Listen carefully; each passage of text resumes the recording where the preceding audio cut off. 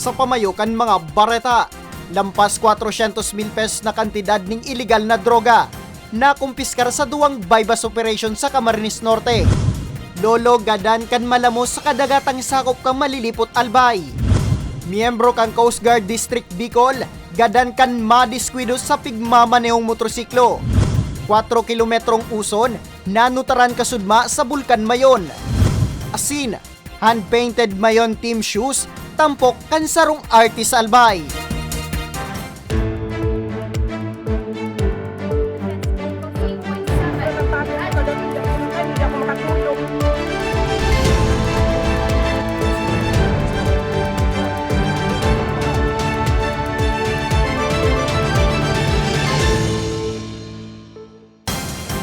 Maray na hapon, Martes, Hulyo 11, taong 2023. Uni na ang mga baretang Tatak Bicol. Madadaw man ang mga baretang ini sa 88.7 Radyo Ragon Catanduanes, asi 90.7 Radyo Ragon Legazpi. Labi 400,000 pesos na kantidad ning iligal na droga na kumpiskar sa magkasuway na operasyon sa Camarines Norte. Target sa operasyon, arestado. Uyang report. Nasa kote kang otoridad ang 45 anyos na babaeng tulak ng droga na tubong Bikutan, Taguig City. Asin presenteng nakaistar sa Barangay Kalasgasan, Daet, Camarines Norte. Sa pigkasar na bypass operation sa Purok 1 Barangay Malasugi, Labo, Camarines Norte. Kan pinagsarong puwersa kang Labo PNP, Camarines Norte Police Intervention Unit, Camarines Norte Police Drug Enforcement Unit. Asin sa koordinasyon kan PDEA Bicol, alauna ning maagong kan Domingo, Hulyo 9. Na-recover sa posisyon kan sospek ang sarong silyadong plastic sachet laug ang pigtutubudan na illegal na droga. Anong pang plastic sachet? Laug man ang pigtutubudan na illegal na droga na pigkakarkulong maabot sa 50 gramo o 340,000 pesos ang street value. Apwera sa droga, na-recover man ang sarong pidasong 1,000 peso bill sa sospek na ginamit bilang bypass money, asin 32 pidasong mananribo na budel money. Sa Daet kan parehong probinsya, dai naman nakapalagpa ang 50 anyos na si Fernando Adante Inuebra, kan Purok 1 Barangay Awitan, matapos na magpositibo man sa bypass operation na ipigkasar kang Daet Municipal Police Station kontra sa suspitsado, pasado alas 9 ning banggikan Sabado, Hulyo 8. Sa nasambit na operasyon, na-recover sa posisyon na Adante ang 4 na pidasong plastic sachet laug ang pigtutubudan na illegal na droga na may gabat na 15 gramo o may street value na 102,000 pesos. Apwera sa droga, na-recover pa ang 500 pesos na ginamit bilang bypass money, asin 33,500 pesos na budel money. Isa po sa mabigat na koneksyon nitong taong ito ay ito po ay connected doon po sa Ray Gutierrez drug group dito po na nag-i-exist dito sa bayan ng Daet na nitong nakaraan lamang po ay ating pong na inoperate itong Ray Gutierrez leader nila. Sa impormasyon, kabali si Adante sa listang kang Regional Recalibrated Database on Illegal Drugs kan PNP. Asin dati naman subot ining nakulong, huli man sa parehong kaso taong 2019. Unang-una ito pong ating suspect na nahuli during the bypass operation ay may record na rin po dito sa himpilan ng Daet. Ang katotohanan po niyan, ito po ay nahuli na rin during the operation ng Daet MPS. Sana po ay sila po ay makipagtulungan sa ating kapulisan upang masumpok po natin itong illegal drugs. Nang sa ganun po ay itong mga estudyante po natin or yung mga hindi pa na-involve sa illegal drugs ay hindi na po malapit o ma-involve sa ganitong illegal activities. Sa presente, nasa kustudiya na kang otoridad ang mga na-recover na droga asin non-drug items sa mga suspitsado na naampangunyan sa pagbayular sa Akta Republika 9165 o Comprehensive Dangerous Drugs Act of 2002. Para sa mga baretang Tatak Bicol, Nomer Corporal. 63 anyos na lolo gadan kan malamos sa kadagatang sakop kang malilipot albay. Detalye sa report ni May Arango. Pigpur barampaman kutang idara sa ospital alagad pigdeklaraman sa nandedo na rival ang 63 anyos na si William Volante Ibiñas kan Purok 4 Barangay 3 Poblasyon Malilipot Albay. Hulyo 9 kan madiskubre ang hawak ni Volante na nagpapataw-pataw sa kadagatan sakop kang nasabing banwaan. Sigun kay Police Captain Jerry Cantes, Deputy Chief of Police kan Malilipot Municipal Police Station, pasado alas 7:45 nimbanggi kan parehong aldaw nakipag-inuman ang biktima sa bayaw kaini na si Rodel Balana. Alagad makaliis ang 3 oras na diskubre na ang hawak kaini na nagpapataw-pataw. Dakol po kitang mga witnesses naman po sa area kasi ito pong lugar pong ito, pigpapasyara man po ito mga tao sa may seawall. Kaya dakol po kitang naka-witness naman araw po kaya Mark Jan Barli Sobiliesa, estudyante po ini, nahiling man po ni Beverly Bermas, estudyante man, Jessalyn Bermas, Botron, saro man po ni estudyante na taga Kanaway, asin si Rodel Balana. Sa impormasyon, nainot na magulian bayawon kan biktima, alagad sa day maaraman na rason, pinili da kan biktima na magpawalat. So mga tao man po na gusto magpasyar sa lugar na ito sa seawall na kung po pwede po iwasan ta po ang pag-inom, then kung buyong na magkakarigos dahil po talaga may iwasan na posibleng mangyari man sa tuya ang nangyari sa biktima kung sirin po ang sa tuya hindi po na pag-inom masin pagkarigos sa dagat po. Advice mi po, pakiuron may na kung pwede iwasan na pong arte ng sitwasyon. Mayo man na foul play na nahiling ang PNP. Sa presente nakapatente na ang bangkay kan biktima sa saindang residensya. Para sa mga baretang Tatak Bicol, May Arango. Duwang magkasuhay na engkwentro na itala sa Camarines Norte asin Sorsogon. Manibaybang gamit pang insurensya na recover. Nagbabalik si May Arango. Napasakamot kan 9th Infantry Battalion ang sarong anti-personnel mine o APM, wire na may battery, mga bulong, asin man iba-ibang subversibo, asin personal na kagamitan matapos na makaengkwentro anday mababa sa 15 miyembro kang Komitey Larangan Guerrilla 1, Sub-Regional Committee 1 sa Barangay Santa Cruz, Jose Panganiban, Camarines Norte, maagahon kan nakaaging Hulyo 8. Sigun sa tagapagtaram kang 9th ID Philippine Army na si Captain Frank Roldan, nagdurar nin 10 minutos ang ribayan nin putok sa nasambit na engkwentro. Maswerte man na mayo na nalugadan sa lado kang gobyerno asin sibilyan. Mantampadagos pang pigaaram kung may nalugadan na miyembro kan rebeldeng grupo. Sa parehong aldaw mantang nagkukondusir nin security patrol ang 81st Infantry Battalion sa Barangay Patalonan, Ragay, Camarines Sur, sarong M16 rifleman ang nadiskubre kan nasabing tropa.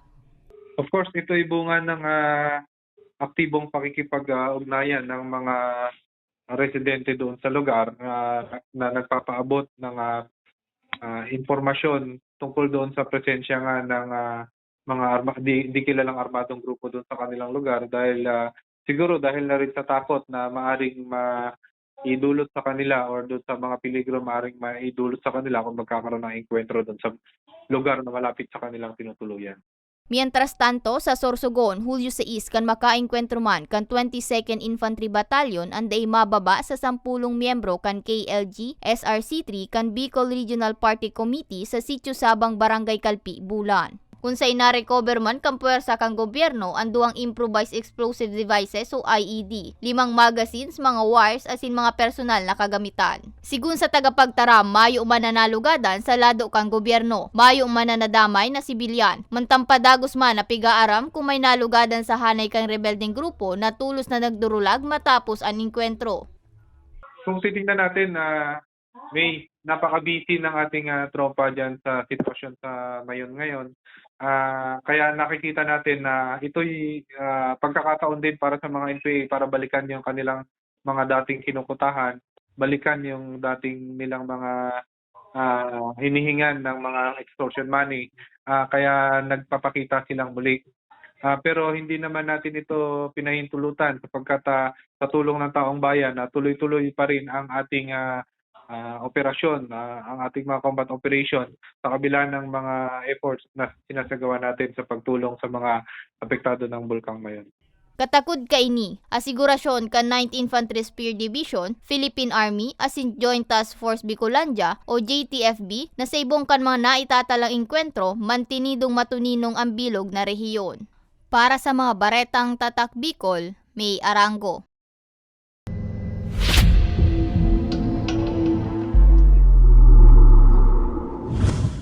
4 kilometrong uson nanutaran sa Bulkan Mayon kasudma. Nagkapirang albayano, banga naman ang opinyon sa subot pagkakaigwaning lo sa kabangaan kan bulkan. Detalye sa report ni Carmelo Balya. Sa ibong ka nagraralakop na huring-huding na may lo na subuot ang katahawan kan Bulkan Mayon, si Nanay Rayleigh kan sitio San Antonio Santo Domingo Albay, daiman kumbinsido digdi. Sabi niya, imbis na makisabayan sa pagpapalakop nin mga salang impormasyon, hahalaton niya na sa nadaa ang kumpirmasyon kan mga eksperto. Sa siring na paagi, mas mababawasan daan paghadit na namamatean urog na kan mga labing apektado sa pag-alboruto kan Bulkan Mayon. Dugang pa niya, ikinakahandal niya naman ang pagparababa kan uson. Urog ng nasa 8 km extended danger zone sa naman ang sa indang residensya. Kaya laom niya, lugod dain na magparakrear pa ng istorya ang iba niya tong kababayan. Pero bako man gadluho. Pero nagka-restock man sana iyan dyan ang mga ano baga, so mga kalayo dyan sa mga kahoy, nagkadurukutan na ganyan sa mga kahoy dyan sa puon. Kung si Nanay Rayleigh day nagtutubod na igwang bagong luho ang nasabing bulkan, si Ate Rosalie kumbinsido ng gad na maray. Nagtutubod talaga ako, sir. Naglakaw ako. Pigiling ko sa bukid, sa bunganga. Warang aso siyang itom. Paglakaw ko, sa baba kang bunganga, yan nga napigpailing ko sa endo, sir na po. May nagluwas, tapos hanggang sa nagdadakula siya. Sa baba kang bunganga. Bako, totally talaga sa bunganga. Kaya sabi ko, gariya ako, bako naman sa bunganga, nagluluwas ang aso. Sigun sa Feebox, nasa pagberipikar pa sa indang opisina kung posible mananggad na mangyari ang nagraralakop na istorya dapit sa subuot luho na nanotaran kasudma sa katahawan kan Bulkan Mayon, partikularmente sa Basudgali. Apparently, nagkaroon ng parang viral post about dun sa tinatawag na lava cave. So, itong lava cave na to ay di umano nang galing dito sa may Basud, dito sa Basudgali. So, sa ngayon, i-verify pa ng aming team. Paglilinaw man kan Feebox, bako pa pagtugaan nanotaran na may ibog na aso pasado alas 5 nin hapon kasudma, kundi sarong dome collapse pyroclastic density currents o uson sa naman na uminabot sa 4 kilometro. Sa presente, mayo pa man ang nahihiling na magabat na indikasyon ng opisina kan Feebox nga ni itaas ang alert level kan Bulkan Mayon. Mientras tanto, sa pinakahuring datos, nakapagtala ng 511 rockfall events, 38 pyroclastic density currents asin tulong low-frequency volcanic quake ang Feebox. Para sa mga baretang tatak Bicol, Carmelo Balya. Miyembro kang Philippine Coast Guard, gadan kan madiskwido sa pigmamaneong motorsiklo sa syudad ng Legazpi. Tarabangan caravan kan Ako Bicol Party List, liwat na ginibo sa evacuation center sa Albay. Asin, hand-painted Mayon team shoes, tampok sa sarong artist sa Albay. Yan asin iba pang bareta sa samuyang pagbabalik.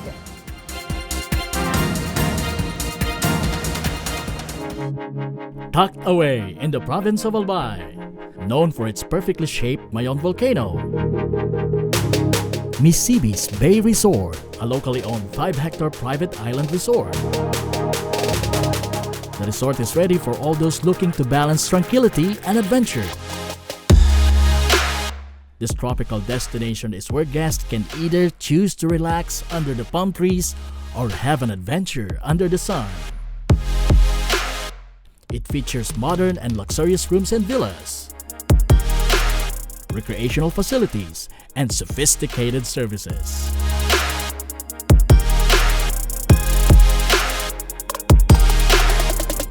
Come and experience Misibis Bay Resort, your tropical island getaway.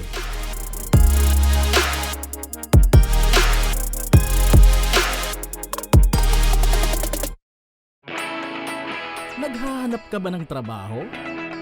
Marunong ka bang mag-shoot ng video? Mag-edit?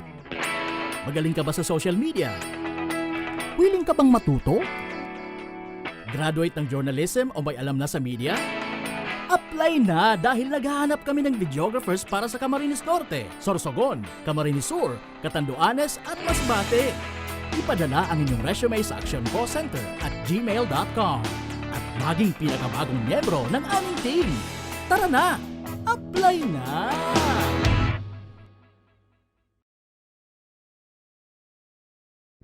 Sa imong ka nagpapadagos na pandemya, daima nag-uuntok sa pagriparo, ang satuyang sa tiring partido, ang Ako Bicol Party List, yaon pirmi sa pagpadangat kan mga kasaraditan, sa tabang kan manto ni ina, ano man na panahon, hain ka man sa kabikulan.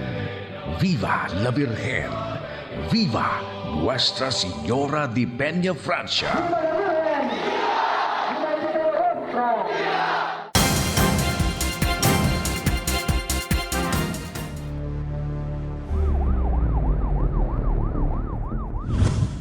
Nagbabalik ang Ako Bicol Online TV. Miyembro kang Coast Guard District Bicol, gadan kan maaksidente sa pigmamaneo motorsiklo. Tulong minor de edad kaning backride, irido. Uya ang report. Nakapatente ngunyan sa chapel kang Philippine Coast Guard District Bicol ang labi ni Coast Guard Kurt Russell Incognito. Kang nakaaging Domingo, kan maaksidente ini sa pigmamaneong motorsiklo sa Barangay San Joaquin sa siyudad ning Legazpi, pasado alas 2 ning maagahon. Sigun kay Police Chief Master Sergeant Henry Mirapuentes, Chief Investigator kang Legazpi City Police Station, gikan sa sarong kaugmaan sa Barangay Tamauyan si Incognito. Lunad ning motorsiklo mapasiring subot si Incognito sa Barangay Rawis parehong syudad.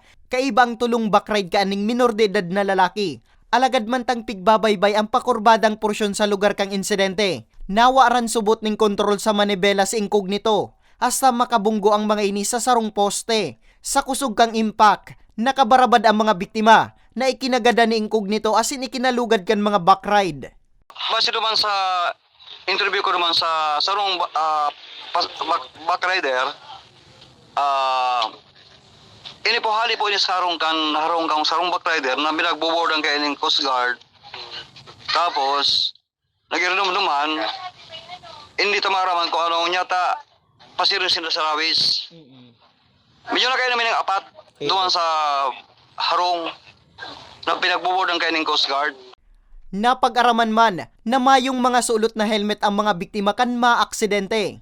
Pag may protective helmet ka sa abang nagdadrive ka, sarap ito sa ano yan, makakasuporta, makakasalbar kung ikaw po magka-encounter kung aksidente. Kaya importante po naka-helmet perme. Sa presente, nagpaparayray pa sa ospital ang tulong backride na suminapo ning seryosong lugad sa maniba-ibang partikan sa indang hawak. Nakatalaan man na i-turn over ang labi ni Incognito sa pamilyang nabayang kanis sa Cavite. Para sa mga baretang tatak Bicol, Nomer Corporal. Tarabangan Caravan kan Ako Bicol Party List, ginibo sa evacuation center sa Santo Domingo Albay. Detalye sa report ni Carmelo Balya. Saro si Tatay Nelson kan Santa Misericordia Santo Domingo Albay sa amay na nagpasiring sa San Andres Gymnasium sa Santo Domingo Albay. Nga ni aprobit saran ang libreng medical check-up na pigu-opresir sa Tarabangan Caravan kan Ako Bicol Party List kasubagong aga. Sabi niya, haloy niya ng pigmamate ang helang niya sa puso. Asin maawot niya daang maikonsulta asin maipabulong lamang ini, alagad huli sa pagtios, pigpasiparan niya sa nadaan na mamatean niya. Kaya kan maisihan niya ang serbisyong piglatag kan partido, daina da siya nagduwa-duwa pa. Dakulaw nung pong katabangan sa muya ang Ako Bicol. Dahil kumpleto tapos ang sabi nila iba-blood team pa da sa aga, libre pa daw. Dahil po ito. Si Nanay Virgie may maintenance naman na bulong sa high blood. Kaya nga ni makatipid, tsatsagaan niya ng gadaan pagpila para makakuan ng libreng bulong. Kulaw na pasalamat at may libre na na check up para sa mo. At saka para sa ko talagang may maintenance na ako. Dakol din na rin ako namamatian eh. Apwera sa medical check-up, may pigo-opresir man na libreng gupit asin masahe sa caravan. Igwaman na pigpanaong binhi, nagkaigwaman in local recruitment asin iba pa. Sigun kay punong barangay Henry Boaloy, bentahin ng gad na igwang siring na serbisyo na pigu-opresir ang partido na dakula ng gad ang nagiging katabangan urog na sa mga tios na namamanwaan. Sarap po ini po, sa dakulaon po ini natabang kan Ako Bicol. Ikaw pa sarap pong tirabang sa buwan Ako Bicol. Dahil kumakumpo kung ito, basta na ito po, nagtabang na sa buwan Ako Bicol po. Labi man na pigpapasalamat ni Santo Domingo Mayor June Aguas an espuersos kan partido na mapagserbihan an sa iyang konstituentes. Sabi niya, mating-mati niya permi ang pagpadaba kan partido, na yaon permi ano man agyat ang mag-abot sa indang banwaan.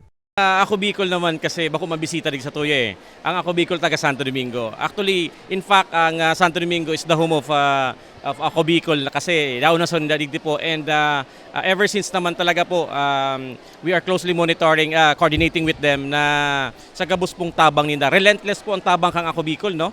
Di po ini nagtupundo. Pon sa pon po from June 12 until now, dire-diretso po ang tabang kang ako Bicol. Abuton sa 5,000 na Domingueño na benepisyaran kan aktibidad. Presente sa aktibidad ang nagkaperang konsehal kan banwaan. Yaon man ang executive director kan ako Bicol Party List na si Attorney Alfredo Pido Garbin Jr. asin Congressman Attorney Jill Bongalon. Asigurasyon kan partido, apuera sa Santo Domingo, malibot pasinda sa iba pang evacuation centers nga ni ipaabot ang siring na serbisyo. Dagos pa ang pag-alboroto kang bulkan, and we don't know kung hanggang no rin ining evacuation na maglalas. So for the meantime na yaon pa sa mga evacuation center ining mga affected families, we will conduct a series of tarabangan caravan. So ngunyan yaon kita digdi sa Santo Domingo Albay so that we can also address ito pong mga other concerns or ibang mga pangipuan kang mga evacuees na may kinaaraman sa salud, and of course to also address ito pong issue or concerns ng mga evacuees na almost 1 month na sindadigde. So aramta so stress, anxiety, and so iba sana bakuman igwa kimi nag-undergo na depression. So iniyan sa tuyang pigatawan ng kasimbagan sa paagi kang pagkonduser kay ni pong tarabangan caravan. Para sa mga baretang Tatak Bicol, Carmelo Balia.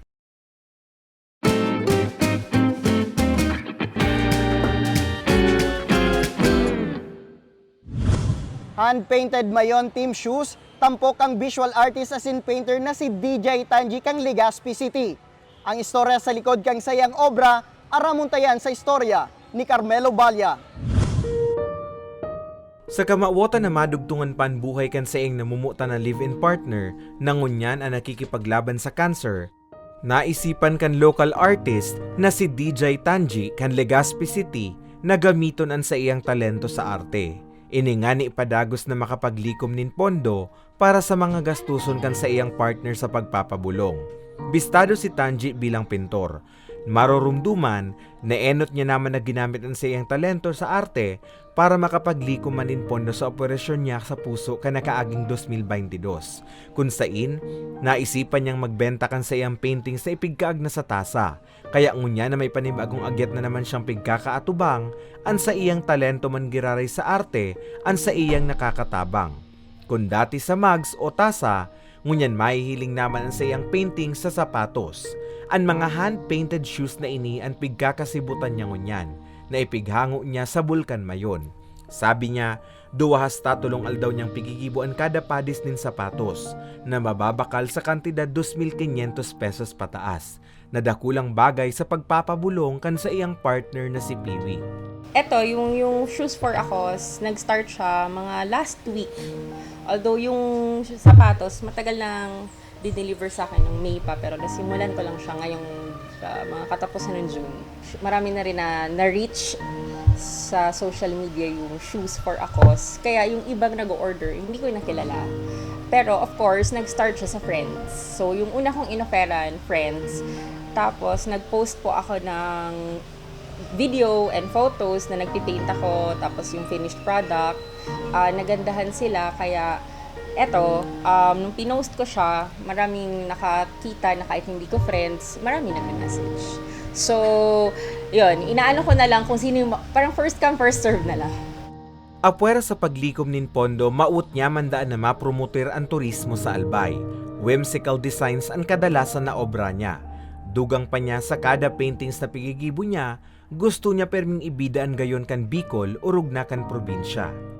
And personally, gusto ko talaga, as much as possible, may Bicol theme. So, pinaprioritize ko yung Mayon theme kasi parang commemoration na rin ng Mayon Eruption 2023 para ma-preserve mo yung memory na nag-erupt siya. So, ginagawa ko Mayon karamihan. So, let's say may mga clients na nag-order ng Mayon, inuuna ko talaga yon para wala mas nandun yung inspiration ko sa Bicol themed. This is also to show na yung Mayon volcano nai-ignite niya hindi lang yung tourism but also yung creativity ng artists. Kumbaga, maraming nai-inspire. Yun nga, maraming pumupunta ditong tourist, maraming nagagandahan para lang makita yung Mayon. Kami naman na artist, because of that, nai-inspire kami gumawa ng gumawa. So, it boosts our creativity. Para kay DJ, kusog niyaan sa iyang talento, na ipigpapasalamat niyang gayo na ipigtao sa iyakan kagurangnan, asin laom niyang maging inspirasyon nin kapwa artist. I-maximize nyo yung God-given talent na binigay sa inyo. Andyan na yan. Parang it's up to you how you will use it and utilize para ma-inspire mo rin yung ibang artist and para makatulong ka sa iba. So, feeling ko yun yung pinaka-purpose ng isang artist. Palawakin yung talent na binigay, then i-share mo sa iba. Sa mga maawot magbakalkan sa iyang mga obra asin suportanan sa iyang Shoes for a Cause, bisitahon sanaan sa iyang Facebook account. Para sa mga baretang tatak Bicol, Carmelo Balya. Asin yan ang mga katripunan kan mga istoryang tatak Bicol. Ako si Nomer Corporal. Salamat!